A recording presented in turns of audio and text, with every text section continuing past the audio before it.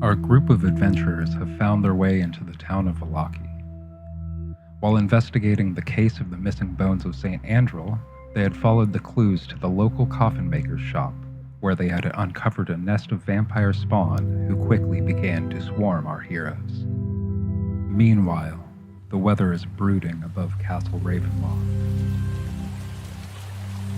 Rahadin is waiting impatiently in the castle's guest hall when he hears the entry door burst open, followed by the telltale plop-flap, plop-flap of Cyrus Bellevue's uneven stride scurrying to deliver news.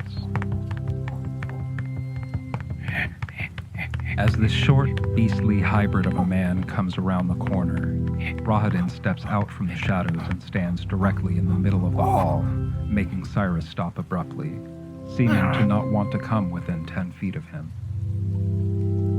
The master and his consorts wish to not be disturbed, Mr. Bellevue. You may deliver your urgent news to me and then return to your duties. But the master must know this instant, Rahadin. The packages, they have been prematurely... They what now?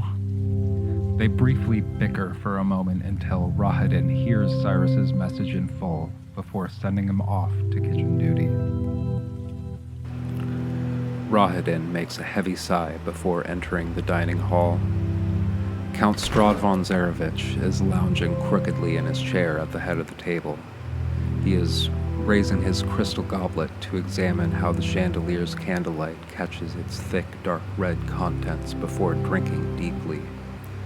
6 of his consorts are sitting in equally relaxed and arrogant positions, 3 each on either side of the table closest to him.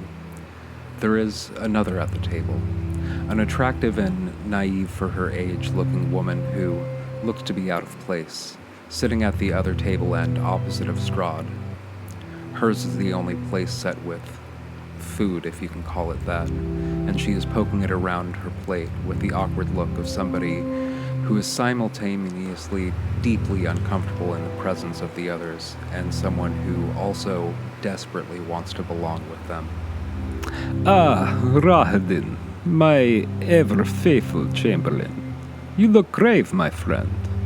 Tell me, what is so worrisome that you had to quarrel so bitterly with our dear Mr. Bellevue just outside my dining room while I am entertaining? Terribly sorry to disturb you, my Dark Lord. I'm afraid we have received some unwelcome news from Vallaki. It appears that the outsiders have opened your presence early.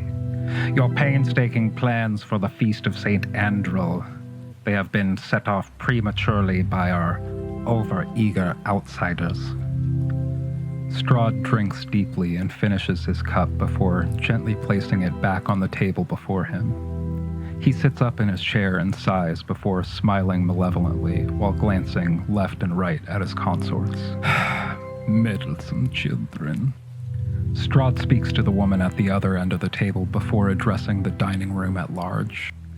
I'm terribly sorry, my dear, but I have some unruly children in my lands who need to be punished. Well, no point in allowing inconvenience to put good plans to waste. They couldn't wait for my feast. I suppose it will have to be brunch of St. Andrew then. I hope some of you are still hungry.